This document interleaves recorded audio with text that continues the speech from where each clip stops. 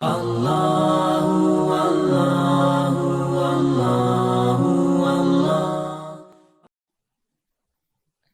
کتاب مکارم الاخلاق میں ایک نماز بیان کی گئی جس کو باقی تمام کتابوں میں اسی کتاب سے نقل کیا گیا۔ نماز 4 رکعت ہے، 2 اور 2 رکعت کر کے پڑھی جائے گی۔ اب بعض نے لکھا کہ نماز برائے اولاد ہے،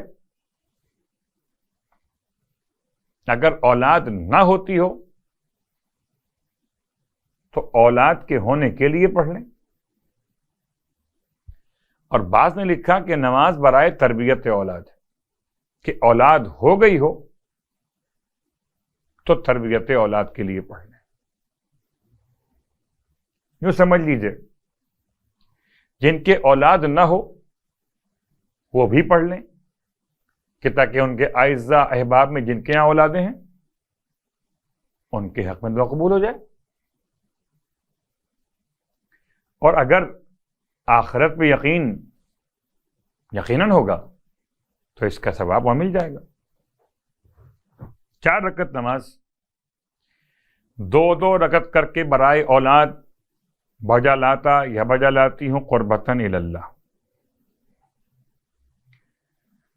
رکعت اول میں سورہ الحمد کے بعد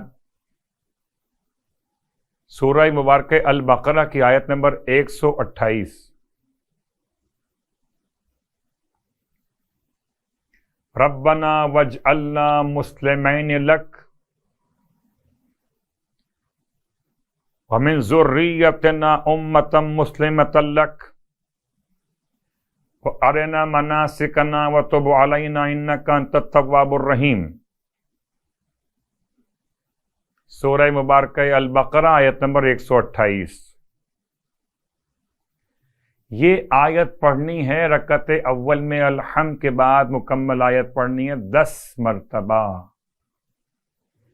10 ٹائم پڑھنا ہے اس کو۔ روز پڑھیں گے یاد ہو جائے گی انشاءاللہ، مشکل نہیں۔ سیکنڈ رکعت میں الحمد کے بعد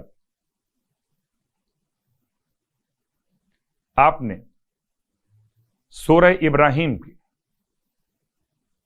آیت 40 and 41، رب اجعلنی مقیم الصلاۃ ومن ذریتی ربنا وتقبل دعا ربنا اغفر لی ولوالدی وللمؤمنین یوم یقوم الحساب، اس آیت کو آپ نے پڑھنا ہے 10 ٹائم۔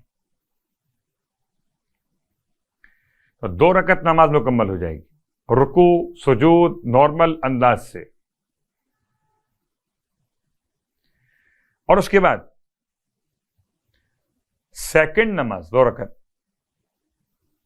اس میں رکعت اول میں الحمد کے بعد پڑھنا ہے سورہ فرقان آیت نمبر 74، ربنا هب لنا من ازواجنا وذرياتنا قرۃ اعین واجعلنا للمتقین اماما۔ اس کو ربنا سے پڑھنا ہے، شروع میں والذین یقولون یہ چھوڑ دیجیے گا، سورہ فرقان آیت 74، ربنا هب لنا من ازواجنا وذرياتنا قرۃ اعین واجعلنا للمتقین اماما۔ یہ مکمل آیت، اور شروع کہاں سے کرنی ہے؟ شروع کرنی ہے آپ کو ربنا سے، 10 مرتبہ پڑھنی ہے سیکنڈ نماز کی فرسٹ رکعت میں، اور سیکنڈ نماز کی سیکنڈ رکعت میں الحمد کے بعد 10 مرتبہ آپ نے پڑھنا ہے سورہ احقاف